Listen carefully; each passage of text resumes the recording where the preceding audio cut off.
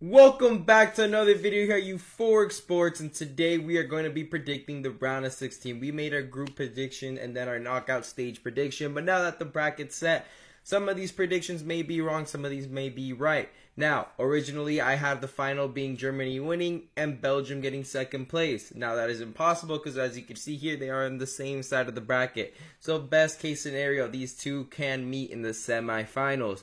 Now, I had Spain as a flop. They're playing Georgia. We'll see what I predict there. And then also I had Golden Boot winner as Lukaku.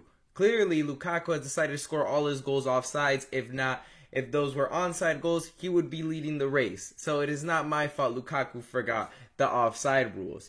Now, I also had player of the tournament, Musiala, which I think if he puts in a couple performances here in the knockout stage and they go to the final, he could definitely be in the conversation. So that's still, a possible one from my prior ones. And then young player to watch was Doku. And Doku and Belgium have been kind of underwhelming. So let's just get into these updated predictions now that we've seen the group stage. Spain, Georgia. I'm going to stick with a hot take, and I'm going to say that Georgia gets through and Spain loses. Obviously, Yamal and Williams have been very impressive this tournament, and I'm still going to say they're going to be the flop because Alvaro Morata, striker, does not move me. I've watched them, in this knockout stage, and I'm not moved. I feel like there's tons of service, not enough end product. And Georgia, I saw them against Portugal. They were playing like their lives depended on it, and they took it another level. And I'm feeling an Iceland type of vibe here where they knock out a giant and they make it to the quarterfinals here. And, obviously Spain has a world-class midfield with, Rodri. They put Pedri. I'm not that moved by Pedri. And obviously Ruiz has been phenomenal for Spain. But I'm just not too moved with the Spain team. I understand they topped their group with, Italy, Croatia, and, and Albania. And they were the group of death to many. But I think this Georgia side really impressed me against Portugal, and they are going to knock out Spain. It will be the first upset of the Euro knockout stage. Then we have Germany versus Denmark.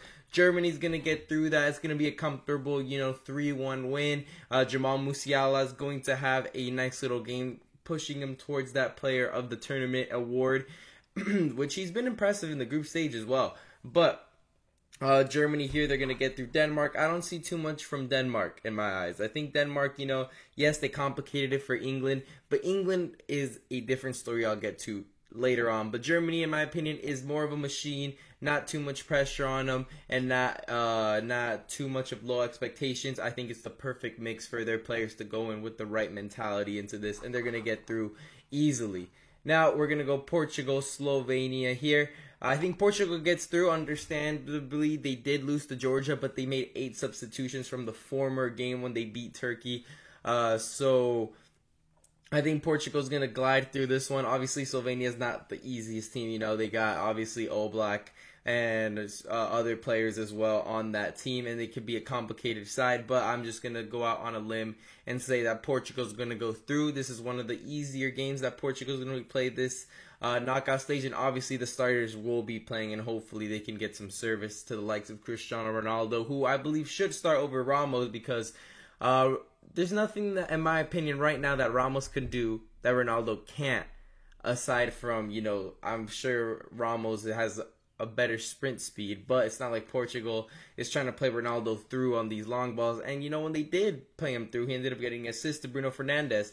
So it's not like Ronaldo is, being the drag on this team. In my opinion, the drag on this team has been the likes of Joao Cancelo, Bruno Fernandes, Bernardo Silva, these types of players with the tons of attitude on the pitch, trying to be the man for the team instead of trying to play as a team. These guys are trying to take over the team, if that makes sense. And that leads to them just underperforming and not trying to be a team, which is the problem with Portugal, which has always been the problem in recent tournaments. Since Ronaldo's getting older, it used to be all about Ronaldo. Now somebody's trying to take over for Ronaldo instead of just playing as a team, which is going to be a bit of their downfall possibly here. But then I got France, Belgium. France has not moved me at all. Their only goal, really, has been an own goal and a penalty from Mbappe. Those are their 2 goals. So Belgium, on the other hand, obviously haven't been the best, but they show that they can produce goals, obviously with the creativity of Kevin De Bruyne, and Lukaku is still finishing these chances, even if he's offsides or there's like a problem with the handball or whatnot. You know, VAR has been returning many of these goals that Lukaku's scoring, but they are scoring goals, and France is not. There's a problem. Obviously, Giroud is not the man anymore to be starting, and he's not the same player he was in the previous World Cup. And they are trying to play Mbappe striker, which is not working. It seems like Mbappe is more of a natural left winger, which will cause problems for Real Madrid when he goes because he's going as a striker to Real Madrid.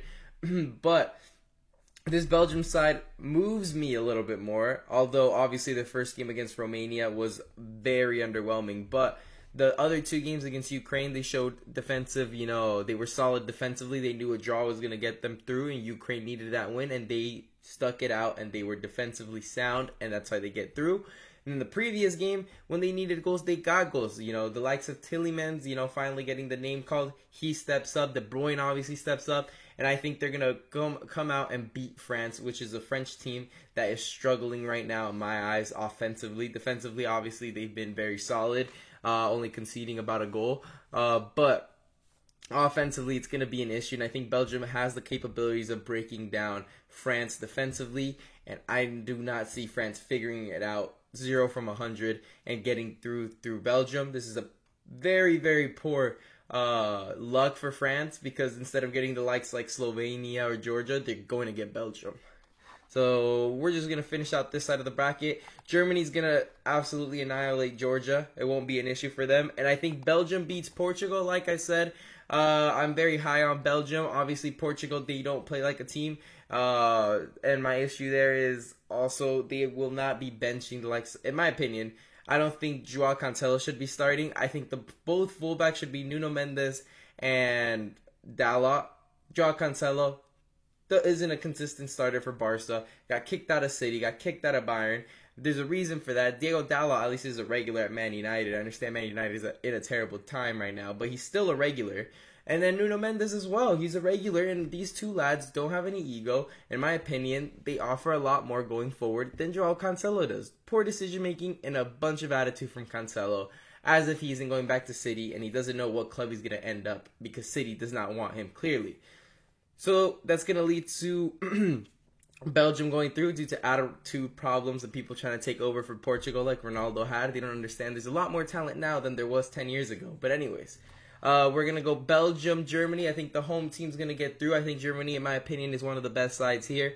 They have the equivalent of no attitude problems. Toni Kroos is retiring after this, and you don't see anybody trying to take over Toni Kroos' spot. And, Muller is there serving as a lad who's guiding Musiala as well. Obviously, he's done it for Bayern, but here in this tournament for Germany, we haven't seen Musiala really take over a tournament like he's going to be taking over this one. And Belgium, they just don't have enough defensively. I think Germany has a lot going forward. They have the likes of Havertz, Füllkrug, Leroy Sané, Wirtz, Musiala, Muller, Gundogan, Toni Kroos. Look, all of those weapons. Serge Gnabry, tons and tons and tons. But anyways, Germany gets through.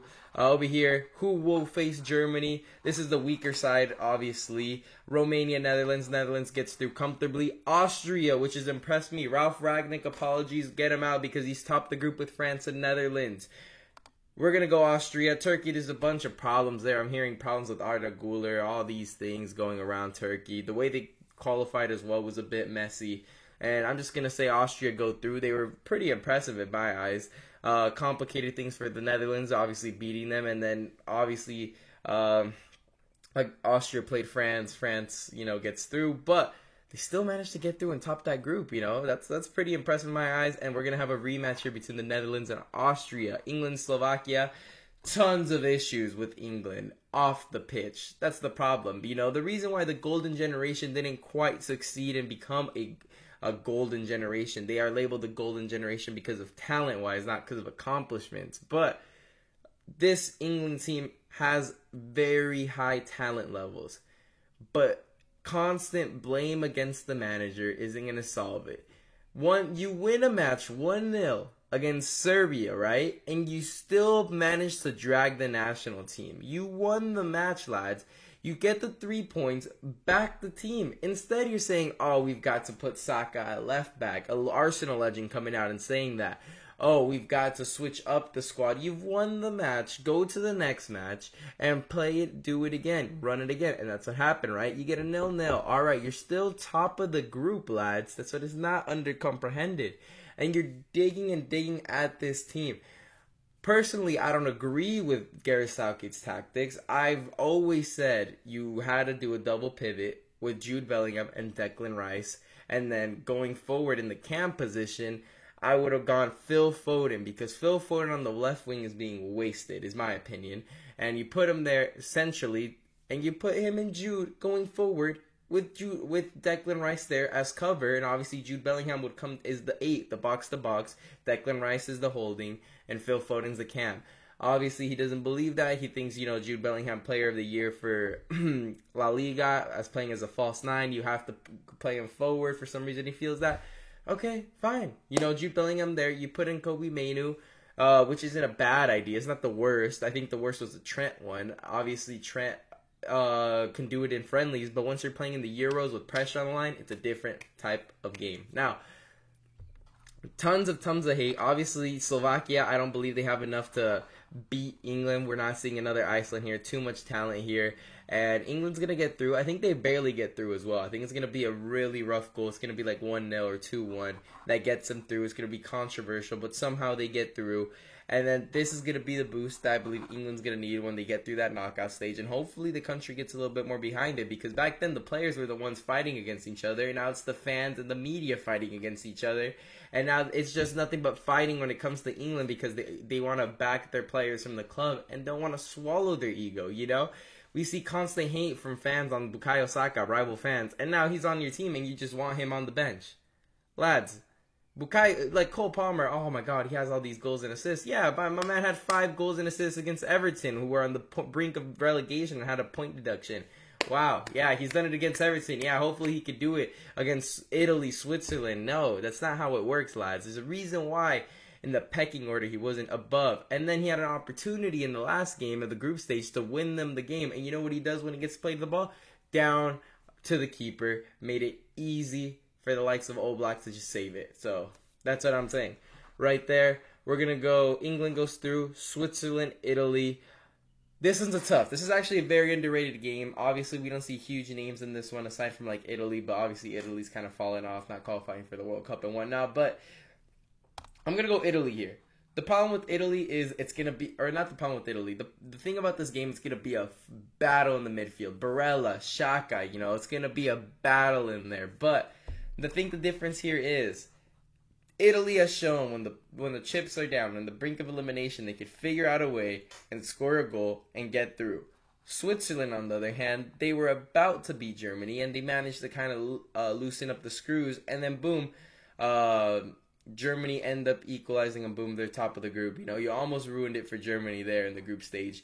So the difference there is, one is looking clutch, and the other one's looking like they could blow it. So I'm just going to go with the time, because these are two equivalent sides, in my opinion. They're two B sides here. They're not A's, they're not favorites. They're teams that could complicate it for the bigger sides, and they're just so evenly matched. And I'm just going to go with Italy here, just on the fact that they've clutched it up, and Switzerland has it. And the dying moments in this knockout game will be the difference, and I believe Italy's shown that their passion will surpass Switzerland's, skill sets. With Embolo coming in, Embolo's a dangerous player, believe it or not. Here we're gonna go. Netherlands gets their revenge on Austria. Ralph Ragnick's little Cinderella run comes to an end, but definitely gonna be a lot for United fans and England media people to give an apology out to taking Austria to the quarterfinals of the Euros, a team that was predicted by myself to not make it out the group stage. So I've got to applaud Ralph Ragnick there. But Netherlands gets through. They have a ton of talent still. England, Italy. England's going to get their revenge there, I believe, morale-wise.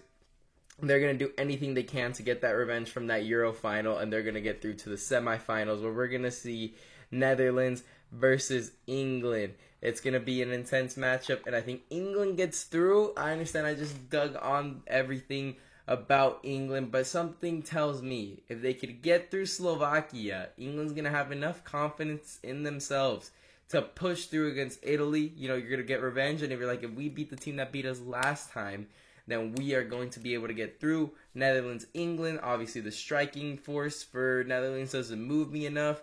England, on the other hand, I believe they have talent everywhere. They could go so many different ways, so much versatility. Obviously, they don't have the best manager.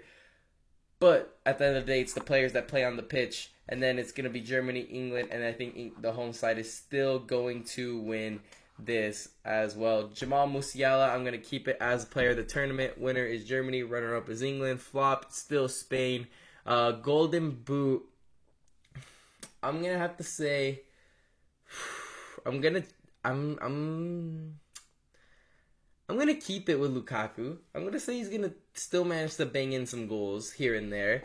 He gets to the semifinals, so it's a great opportunity to bang in goals. And then young player of the tournament, Kobe Mainu is going to, I mean, if you consider Bukayo Saka, but I think Kobe Mainu is going to come in and do a job, and he's going to be shouted out as the young player of the tournament there. And I'm an Arsenal fan, and I strongly dislike United, but I think Kobe Mainu's came in the second half in the last game against Slovenia, and he looked a bit impressive. I've been seeing his training videos as well, and I just think he's going to come in and just take it a step forward. Obviously, in these tournaments, you're going to need that young player to kind of guide you throughout. You know, last Euros, it was Chiesa who was kind of the one that stepped up. We've always seen it, you know, Owens for England. It's always been that young player that pushes the squad forward. Renato Sanchez for Portugal.